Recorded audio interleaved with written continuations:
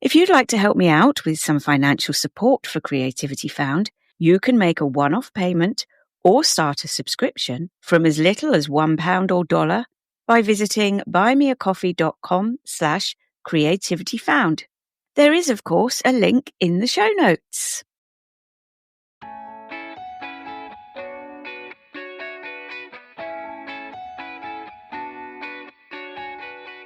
TV was, and still is, has a lot of kind of gender bias in it, in that creative people are men.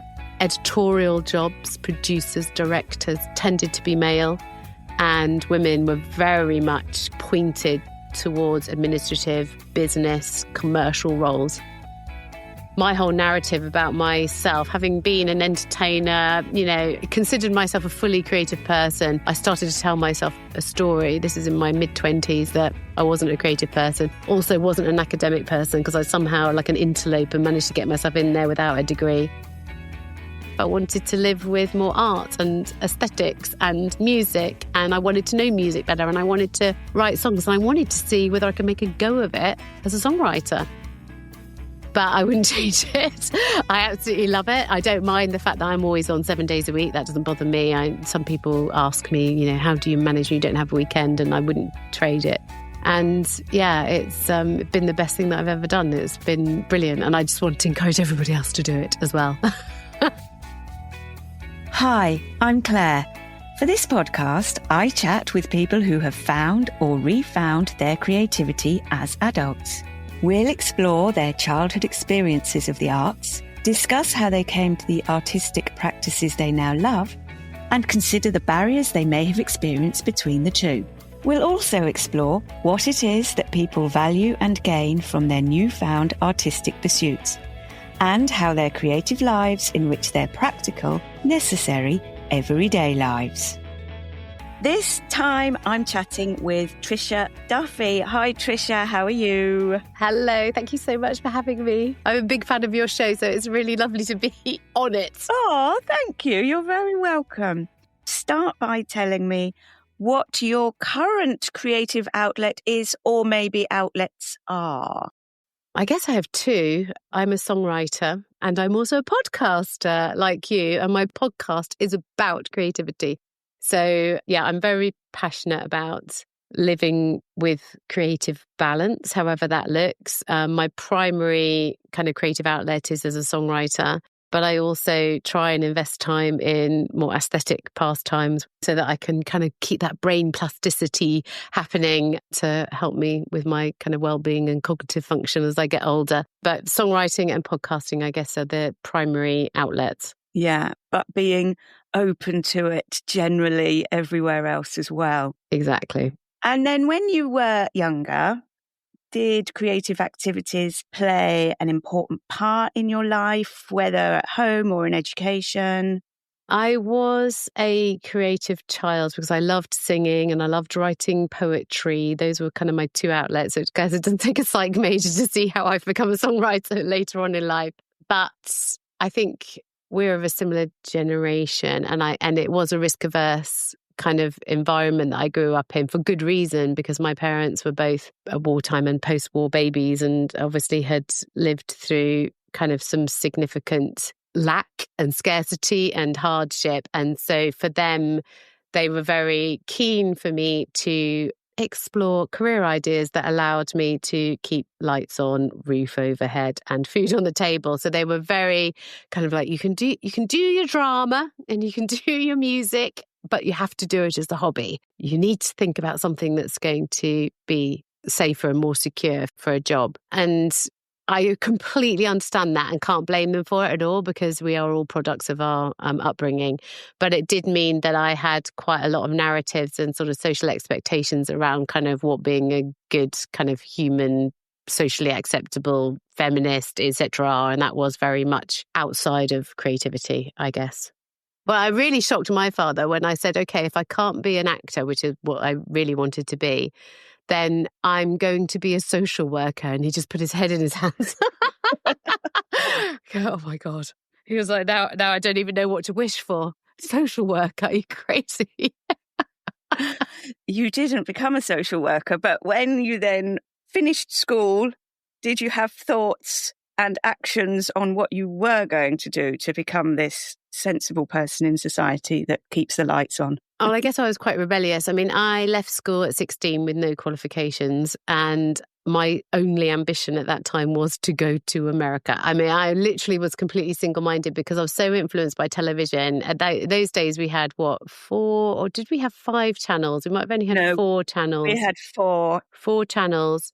And the 4 channels had some fantastic television coming over from the US. Dynasty, Dallas, and Moonlighting were my 3 favorites, as well as some comedies knocking around there as well.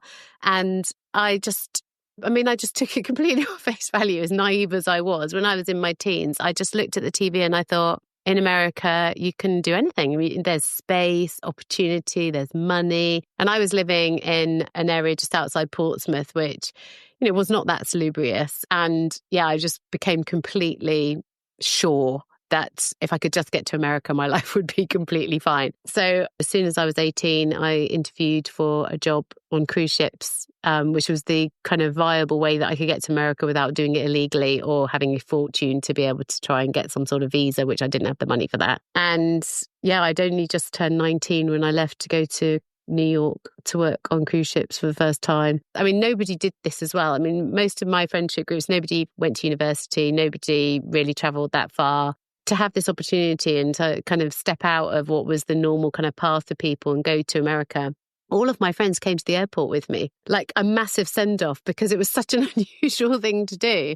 I still look back on that now and I just think it's absolutely amazing. They all came in like convoy in 3 carloads. I said goodbye to my mum and dad at home, and my friends came with me and they took me right to the gate and waved me off as I went through security. It was crazy.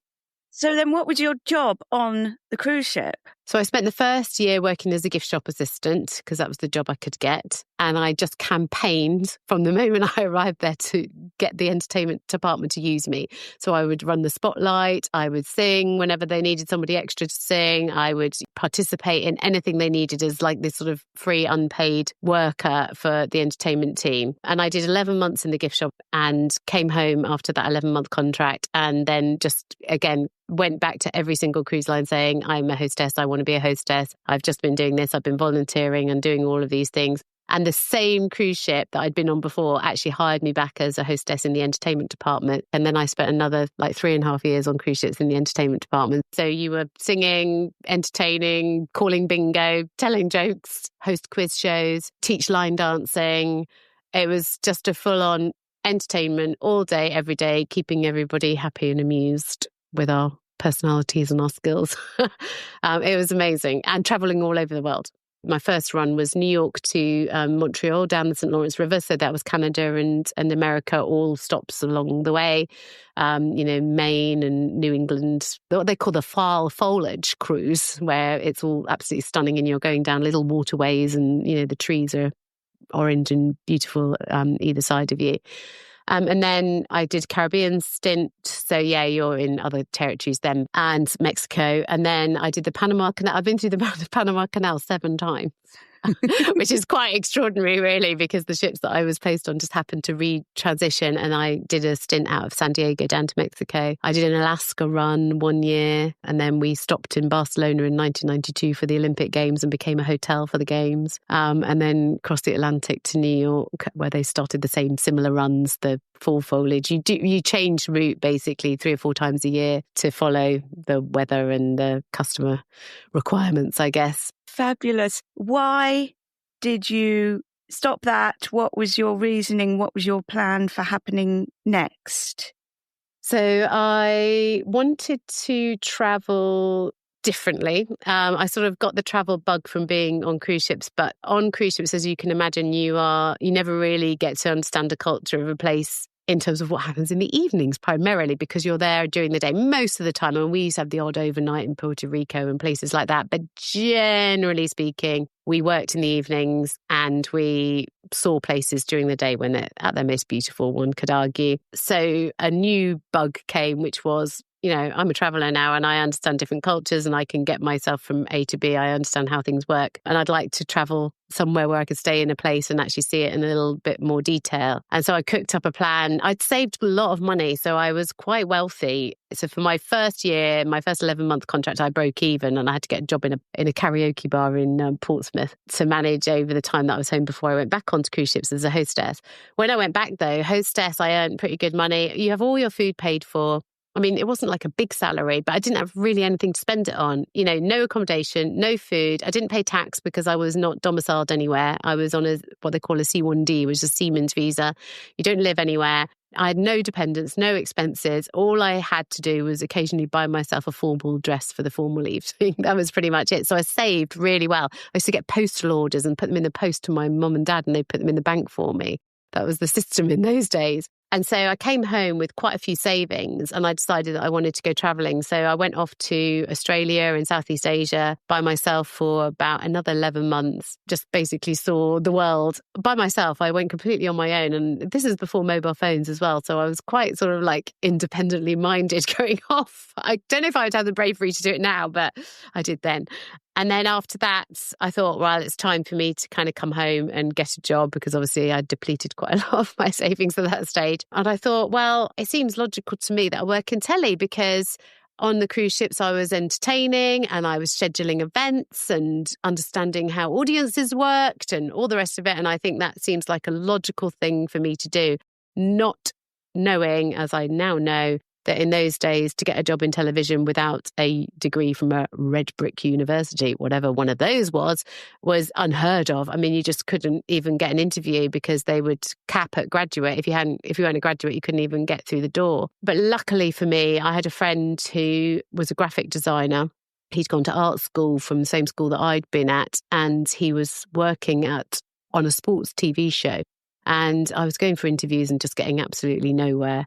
And he said to me, why don't you just come in and shadow me? They won't mind. No one will care. At least then next time you go for an interview, you have an idea what an edit suite looks like and you've been into a TV company. And I went in and shadowed. And while I was there, the exec producer said, oh, we haven't got work experience next week. Do you want to just do work experience?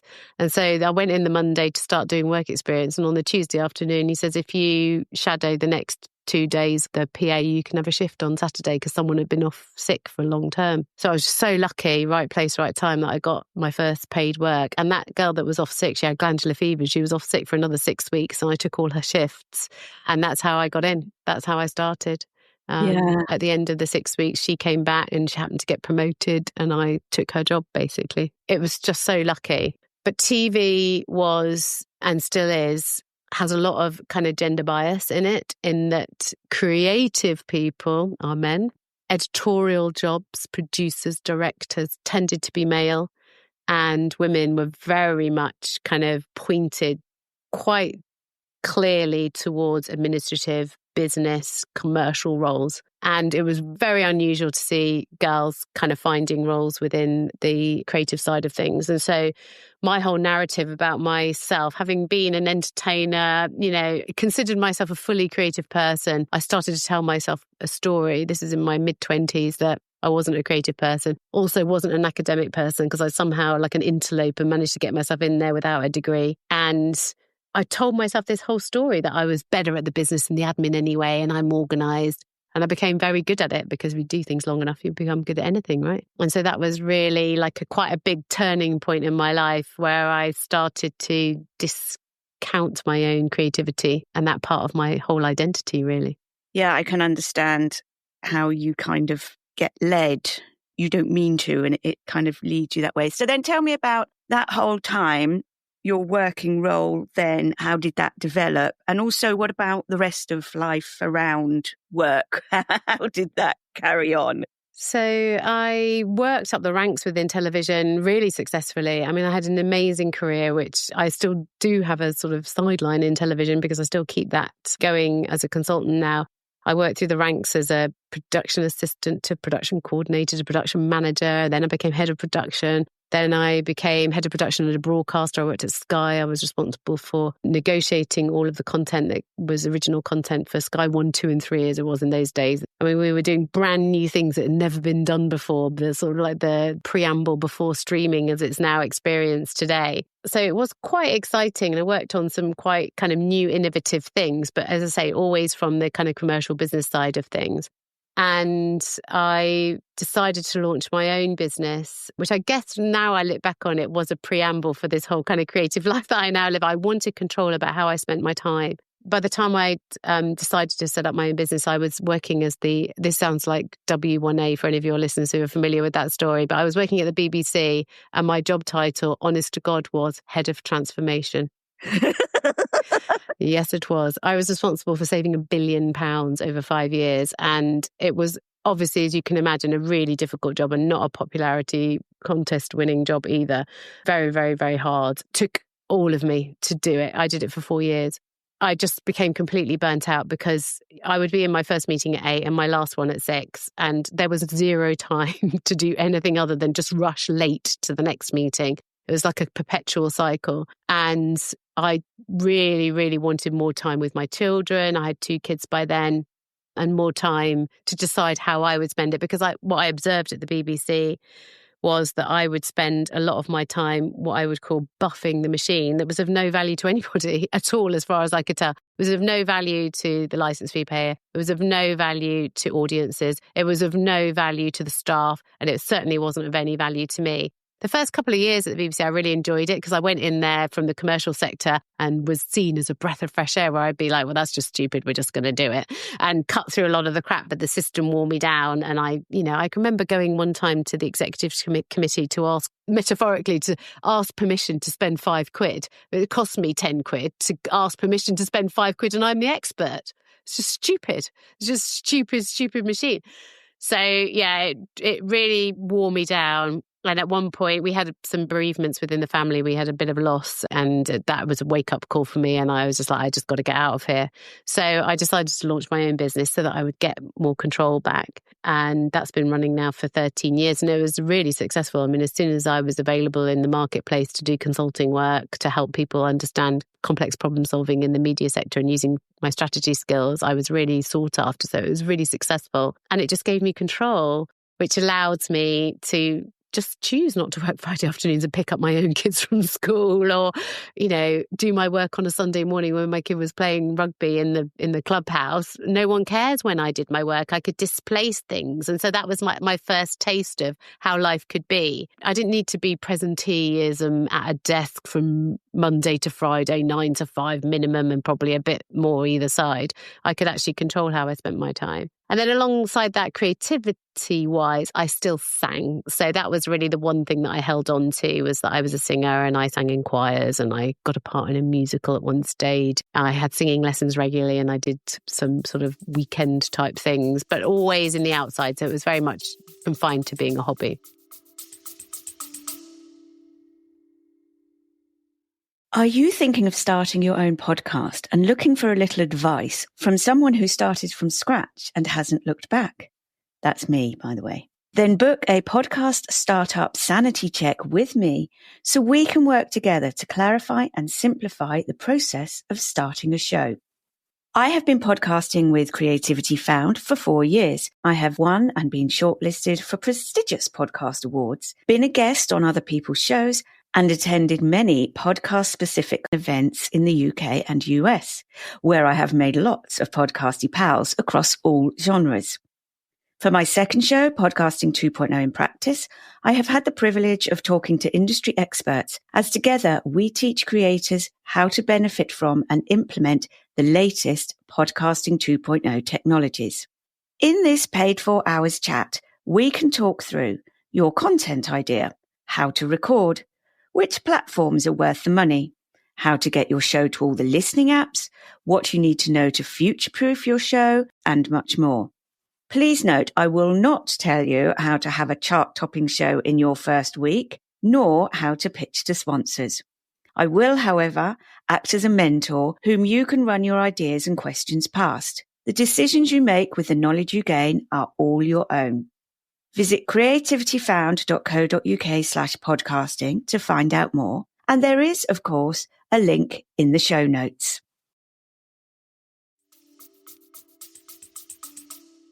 Funnily enough, I've done a lot of editing of this podcast in the rugby clubhouse while my son is playing on a Sunday morning.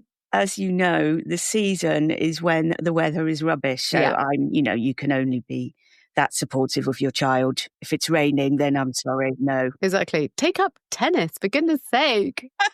Why can't we have a summer sport where the weather's fine and they have proper seats?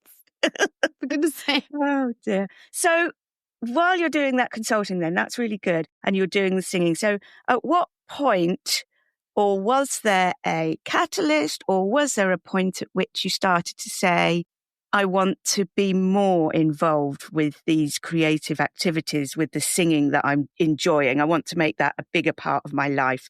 So what it was, right? I joined a band. You joined a band? I joined a band as the lead singer of a covers band.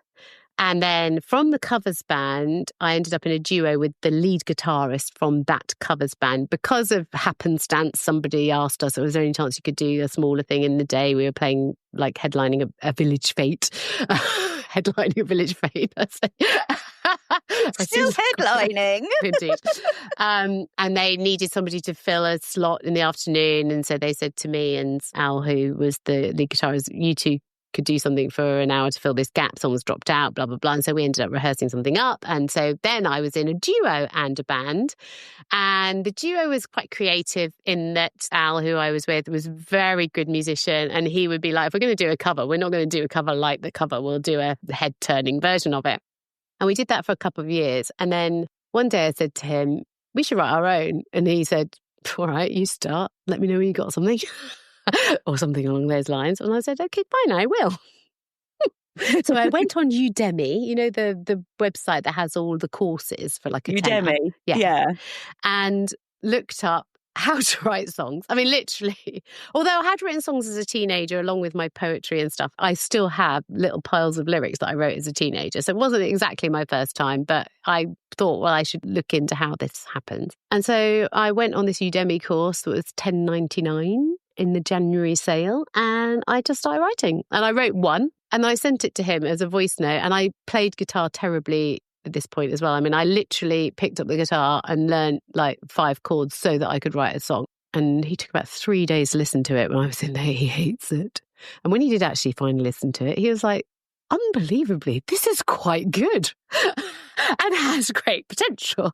I really like it. And so he started working on the music. And so that's how the duo kind of started writing original music. I mean, as soon as I started, I was prolific. I must have written about 40 songs in the first year. I mean, most of them were rubbish, but we had enough. We had 12 that made an album. So we actually released an album the following year. And so that was enough. It was still a hobby though. It's in the sidelines, but it did really nurture me, and it gave me some sort of succor that helped me feel like much more balanced and well-rounded, that I was writing songs. I would write them whenever they came to me, just from my instincts, learning a bit of guitar, getting a little bit better on guitar, playing a few gigs every now and then with Al, in the covers band still as well, which was fun. And then working my own business, which gave me time back so that if I did it an afternoon, I could write some lyrics or whatever. I had a balance that seemed to be quite satisfactory.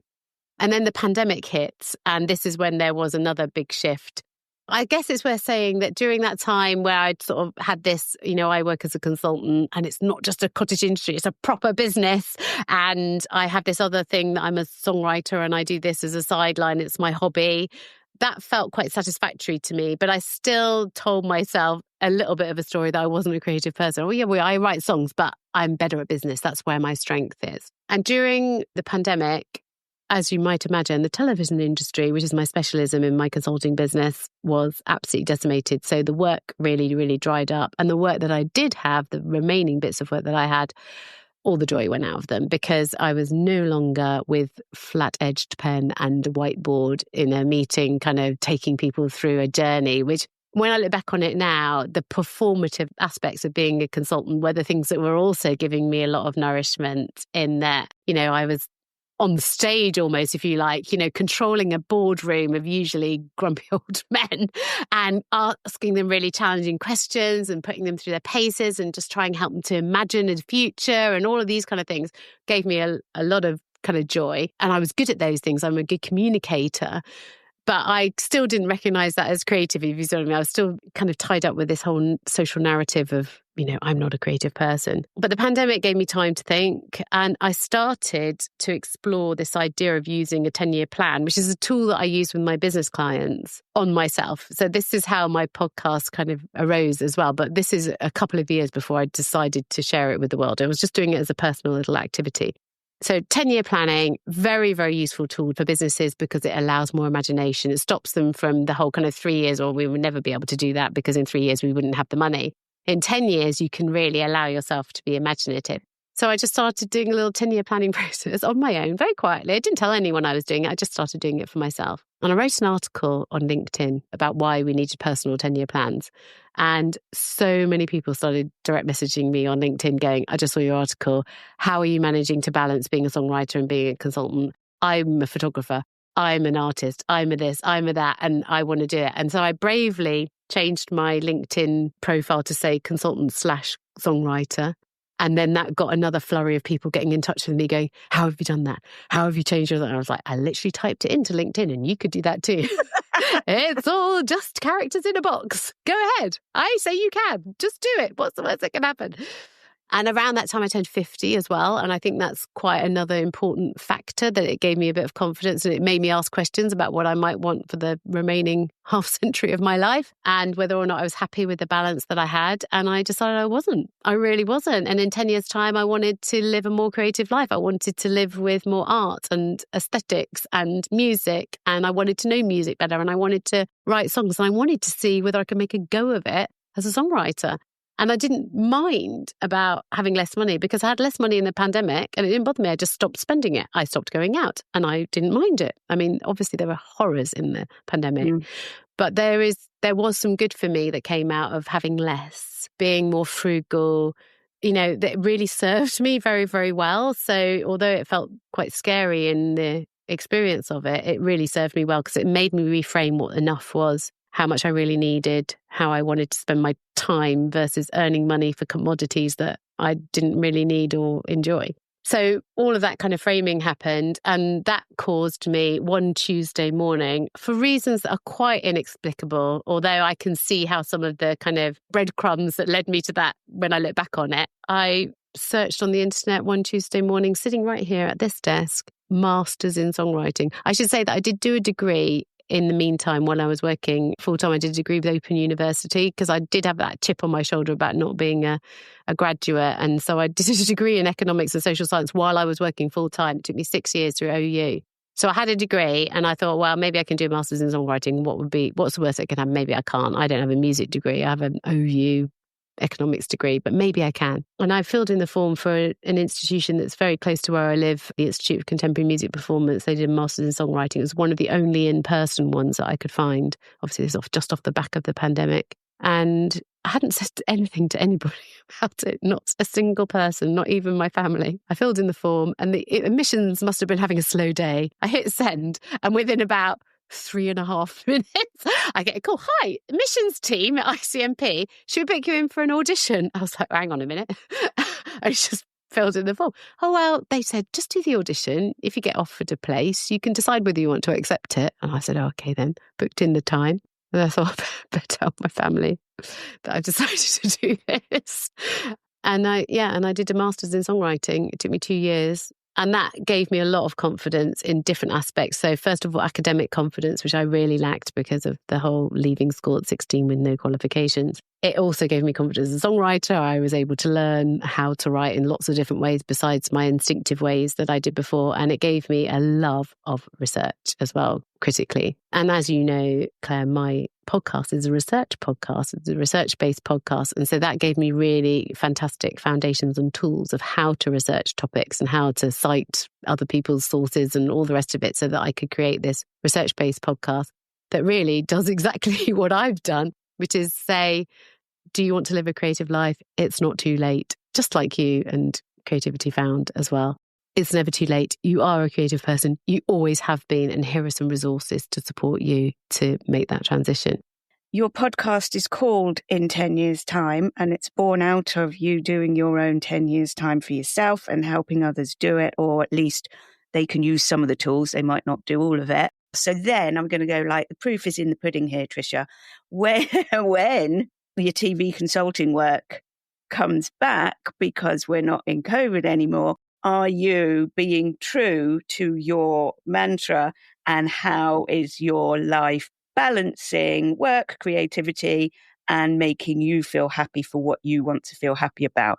Such a good question. So I've done it in phases. It's not a kind of switch off kind of thing. I mean, there are practical elements to obviously consider, and consulting work pays very well. Creative work does not pay at all well, as you know. So there is a tension, a financial tension. In fact, I've just recorded an episode all about the money and the economics of the arts. So I, first of all, changed my work life. So I used to do up to 5 clients at a time in my consulting business. And there's 2 of us that run my business, 2 consultants. And Catherine, my colleague, she also decided, when I said I wanted to do a master's, she was like, I've been thinking about it as well. So she did a master's as well. So we both punted together. We did them part-time. So we decided together to go from 5 clients at a time to 3. We would only take 3 at a time. So that was our first decision. And we knew obviously that there would be an economic impact of that, but we were prepared for it. So that was the first stage. But during the sort of 2 years that I was doing my master's, the last 6 months of it, the media industry had another big blip economically, coinciding with recession here in the UK. TV industry just had no money at all. And a lot of places were banning no consultants for a few months, which meant that the work pretty much dried up. Not entirely, but I was working a maximum of about a day a week. But the good thing about that was it coincided with the last 6 months of my master's and the research that I needed to do. So I just took it as a massive gift, and I ploughed straight into my master's, and I pretty much studied full time for that 6 months. Coincidentally, and I don't know what happens in the water or in the universe, but the day I did my final presentation, which was something like the 7th of August, on the 8th of August, I got 3 calls from 3 clients. And I hadn't done any business development. I hadn't looked for work at all. I mean, it was just so bizarre how the work came back to me when I needed it. I needed the money and I had the capacity. But since then, I just try and keep a lid on it. So now I am working about a day a week, probably on average. Sometimes it goes to nothing. Sometimes it picks up to a day and a half to 2 days, but it varies depending on the client load. Very, very selective about what I take. I run workshops which pay a little bit from In 10 Years' Time, and I do those corporately as well as for individuals. And I work as a songwriter, which doesn't pay. So the way the economics of songwriting works are you punt to write, you write with artists, you write for yourself, you do everything free at the point of use, but you hope that the song gets cut and that the return comes down the line. So there's a big lag on any economic return in songwriting. It's a very, very unfair industry for songwriters. We're very, very, very poorly compensated for the work that we do and the expertise that we have. And I perform. I'm on tour right now. I know it doesn't look like it because there's no bus, but I am actually on tour right now. So it's a real kind of juggling act. I have to be very careful about what I do and don't do. I have to say no to things that are not a priority for me, because otherwise I end up beyond my capacity and that doesn't help me. But I wouldn't change it. I absolutely love it. I don't mind the fact that I'm always on 7 days a week. That doesn't bother me. Some people ask me, how do you manage when you don't have a weekend? And I wouldn't trade it. And yeah, it's been the best thing that I've ever done. It's been brilliant. And I just want to encourage everybody else to do it as well. Yeah. And you are doing. Tell me what your thoughts are for the future. So in 10 years' time, I would like to have continued my research to finish a PhD. And exciting news is that I have just been offered a funded PhD, which starts in October. So fresh news as of last week. So this is the value of the 10-year plan, because I wrote that on my 10-year plan that I would like to do a master's or further education. And then I update my 10-year plan kind of every 3 to 4 months. So good 2 or 3 times a year I update my 10-year plan, because it's not a binding contract where you go, in 10 years' time I've done that, and then you sit down and have a rest. Life evolves. And so once I'd done the master's, I was like, do you know what? I'm not done with research. I'd really like to do something even more in depth and do a PhD. And so I spent about 9 months working on my PhD proposal. It was quite in depth, not constantly, but going in and out of it. So just even to be able to describe that and say that that's in your future, it allows you to kind of understand and feel the energy associated with how it would feel if you did a PhD. The research is just such a passion for me. I've become completely addicted to it. So that's definitely in the future. And my kind of overall aim is to live to my means from my creativity. That's what I would like to be doing. I mean, I do love my consulting work and I love the things that I can do well, the facilitation and the workshops and the communication parts of it. I really enjoy. But I would love to be in a position where I'm living fully from my creativity in 10 years' time would be the dream. And encouraging other people to do the same as well. Yeah. That's been such a super chat, Tricia. Thank you so much. How can people connect with you and all the things that you do? So I am in 10 years' time, and it's TEN, the word, rather than the number, .com is my website, in 10yearstime.com. On Instagram and Facebook, I am in 10 years' time official. And my music, my artist project name is Little Lore. That's Lore, like a folklore, like a small story. I believe that songs, the ones I perform for myself, are little distilled stories. And the website is littlelore.uk, and I am Little Lore Music on all of the social media platforms. Fantastic. Thanks again, Tricia. Thank you so much for having me. It's such a lovely conversation. I love everything that you do.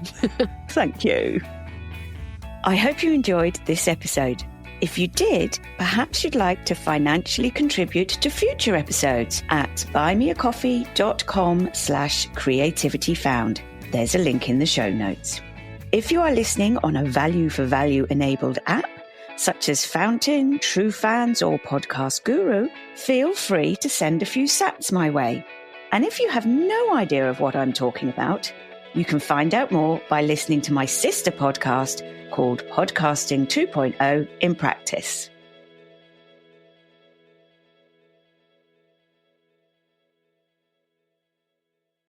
Do you have a product, service, or event that Creativity Found listeners would like to hear about? For an affordable, pre-agreed fee, I will record for you a short piece of promotional audio that can be added to the beginning of, or partway through, every episode of Creativity Found for a fixed period of time. Contact Claire at creativityfound.co.uk to book your slot, or use the link in the show notes to book a call with me.